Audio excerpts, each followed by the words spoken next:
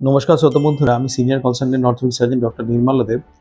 আজকে আসুন রোবোটিক নি রিপ্লেসমেন্ট সম্বন্ধে আরেকটা আপনাদের ধারণা আমি ভুল প্রমাণ করে দিই।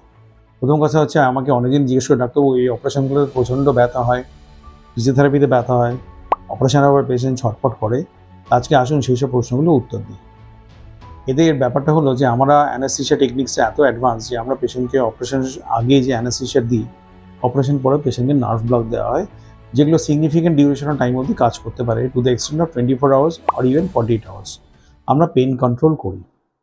দেখা যায় যে পেন একটা নেগেটিভ ফ্যাক্টর, যেটা পেশেন্টকে নি রিপ্লেসমেন্টটাকে ইম্প্যাক্ট করতে পারে। এখানে 24 ঘন্টা যেটা পেশেন্টকে পুরো পেন সাপ্রেশন দেওয়া হয়, যাতে পেশেন্ট যেন ফিল না করতে পারে অ্যাবসলিউটলি। তাতে পেশেন্ট ভালো থাকবে এবং আউটকামটাও ভালো হবে।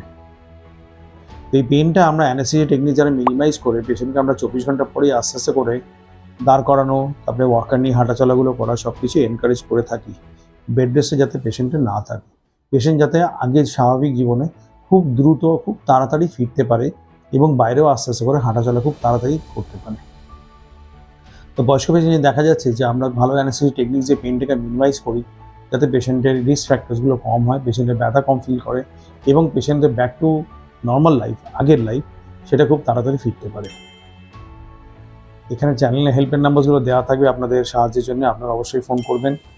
আমার অ্যাসিস্ট্যান্টরা এর কোয়াইট এক্সপিরিয়েন্স, আপনাকে 100% হেল্প এবং গাইডেন্স দেওয়ার চেষ্টা করবে।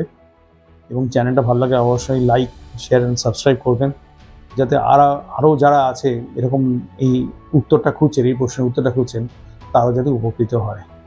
আজকে শোনার জন্য অসংখ্য ধন্যবাদ। Thank you. নমস্কার।